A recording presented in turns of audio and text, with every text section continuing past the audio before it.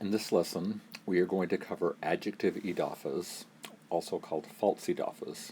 In Arabic, they are called al-idafa ghair al-haqiqiyya, which means false idafa.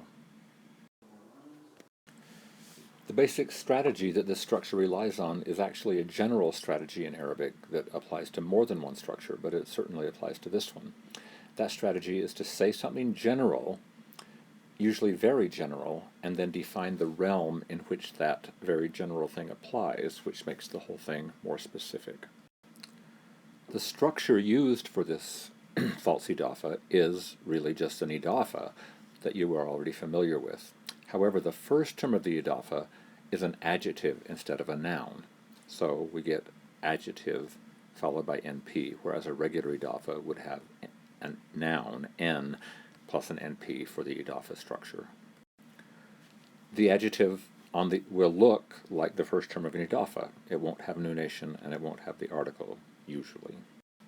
So here are some good examples of false idafa. Notice that they're using quite general adjectives, jamil, tawil, and kabir, as the adjective part of the idafa, and then the second term of the idafa is a noun that applies, that limits where that adjective applies. So when you say jamila to shar, pretty of hair, you would say something like al-bint jamila to shar, the girl is pretty of hair. So the idea is the hair limits the area that you're making a claim about the girl being pretty. Huwa tawil al-lisan, he is long of tongue. That's one way that Arabs use to say that someone is a liar, that his tongue is long. He is long, or he is tall, tongue-wise. Okay? And kabir al-qalb, he is big of heart. He's a big-hearted guy. So these are good examples of false idafa.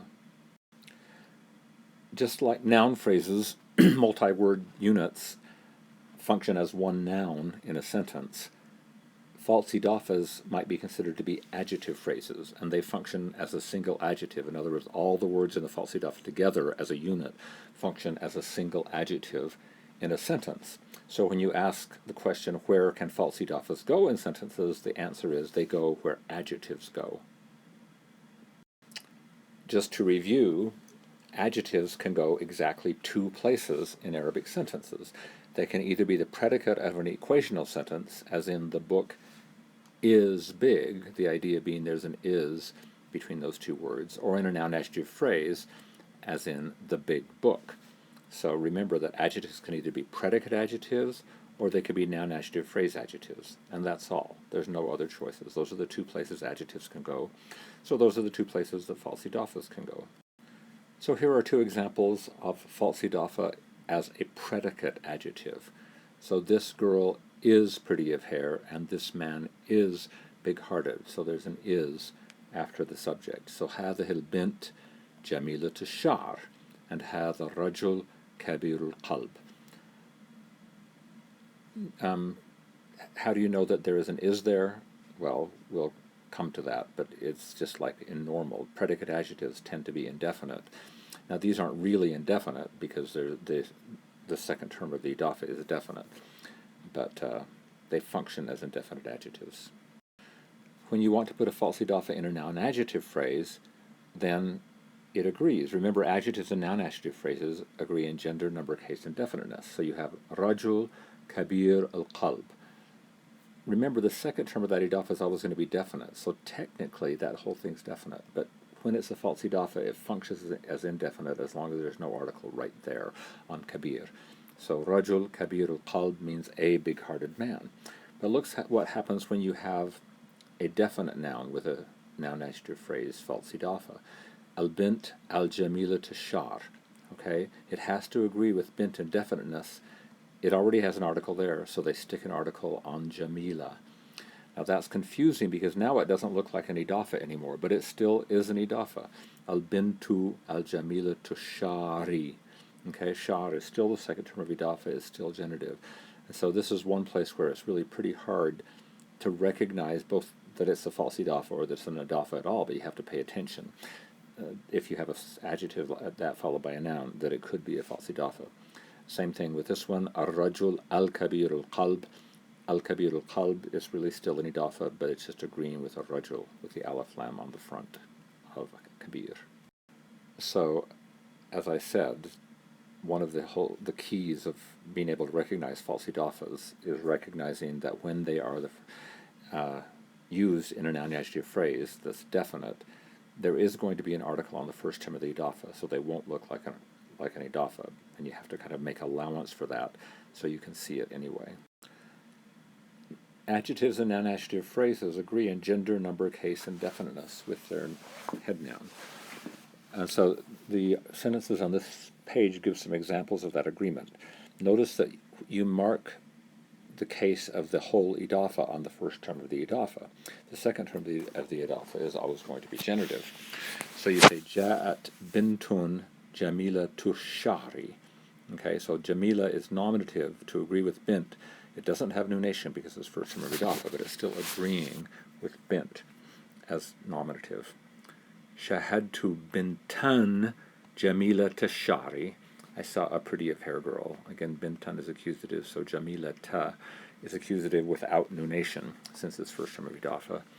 And takalamtu, let's do the indefinite one. It would be takalamtu ma'a bintin jamila tashari. Again, it would agree without the idafa. Now, the example that's actually written there has it definite. Takalamtu ma'al binti al-jamilati ashari. So al-jamila is agreeing in definiteness with bint. It's agreeing in case with bint as genitive. Now, shar is not agreeing. Shar is genitive because it's second term of idafa. When the false idafa is a predicate, remember predicates have their own case. They still agree in gender, but they're always nominative no matter what it is they're agreeing with. And so in this case we have hadhil bintu jamilatu al-wajhi. This girl is beautiful of face. And so they have its own definiteness, which means indefinite, doesn't have the article, and it's nominative because it's a predicate. Now here's just some other examples of definite idafas. We have Ja'at al-bintu al-jamilatul wajhi, Ja'at bintun jamilatul wajhi, Shahadtu al-binta al-jamilatul wajhi, Shahadtu bintan jamilatul wajhi, and Takallamtu ma'al binti al-jamilatul wajhi, Takallamtu ma'a bintin jamilatul wajhi. And so there's never going to be nunation on the first term of a false idafa, but otherwise it's going to agree with its head noun. So that's all there is to explain about false idafa. I wanted to give you quite a few examples of false idafa from the corpus so you can see how they are really used in real life. And so in this first example we have the sentence saying basically we are in front of a large change. Okay, that's not false idafa. Tahawul kabir wa mubadara tanmawiya kabirat al-athar. Okay, so this is a developmental initiative, large of effect. Okay, so notice that kabira is agreeing with mubadara, and it has another adjective before this comes, so it's just functioning as an adjective in the sentence. The next sentence says that the scientist indicated that among the other verbs that are threatened with extinction are some species of duck, tawil azil. Okay, so bad fasail al-bat, tawil al-dhail. Dhail means tail. So some species of long-tailed duck. Now this is an example that is actually a fairly common example of breaking the rules I just told you, because this should be al-bat at-tawil al-dhail, but not every Arab is really comfortable with that definite article, and so sometimes they just leave it off even though it should be there. So long-tailed duck.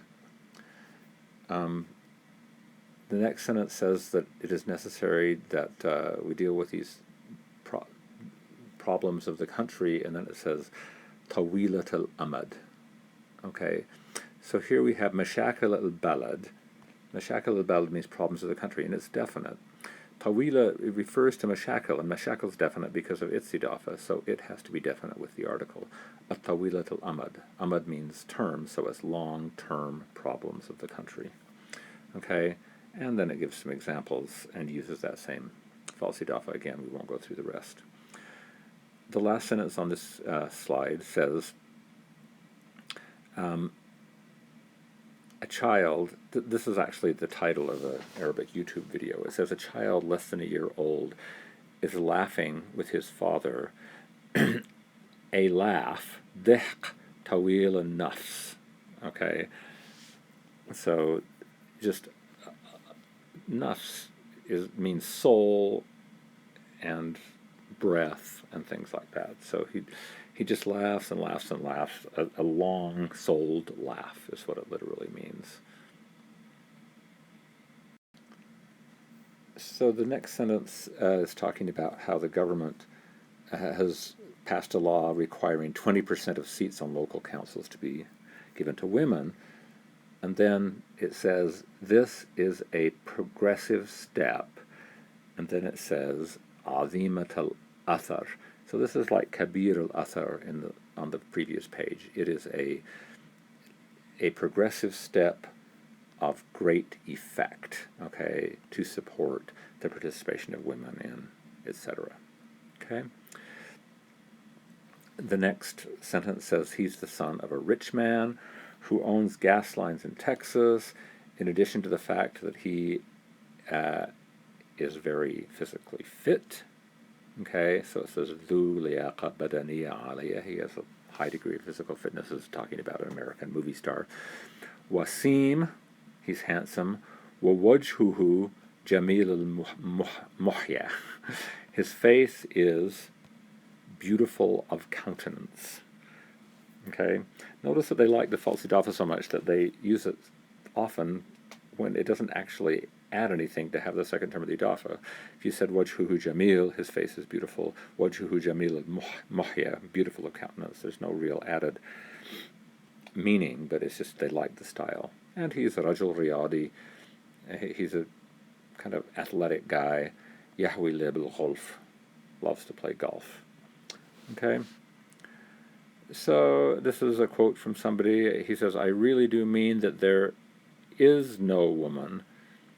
Well, there is Laysa thumma, there is no woman, ghair jamilat al-shakl, who is other than beautiful of form. In other words, for him, all women are beautiful. And then it says, laha qawl muta'addil al-mustawiyat wa jamil al-iha. There's a little typo there. It shouldn't be it-ha, it should be e-ha. So the idea is, this is a saying that is multiple of levels. In other words, the meaning of this saying has multiple levels, and it's beautiful of inspiration. It's a very inspirational saying. So the next sentence is describing an important leader. So it says, huwa qa'id kabir, he's a big leader. He is madid al-qama, which means lengthened of stature, tall. He's azim as-samt. So he's kind of like a statue. He doesn't talk a lot. He's mithali an-naz'a. He's ideal of tendency, whatever that means. And then the rest of the descriptions aren't false idafas. Yuhibb al-istiqama, he loves being upright. He was raised a certain way, etc. And the last example is talking about Jordan. It says, Jordan is just like a flintstone. Okay? It is Jamil al-Malmas, which means it is beautiful of touch. It's nice to feel. It is Na'im al-Mazhar. It's very soft of look. It looks great. Walakin ma an yahtaq bi jism sold, but scratch it with something hard and sparks and fire fly out. Okay. I also wanted to give you some lists of some of the more common adjectives that show up in false idafas and words that they're used with in the corpus. So all of these lists come out of the corpus. So kabir shows up with quite a few different second terms. So kabir al-hajm, big of size, kabir al-athar, big of effect, kabir al-sin, big of age, kabir al-adad, large of number. Tawil has a special lot. We have Tawil al-amad, long term, Tawil al-ajal, long term, Tawil al-mada, long term.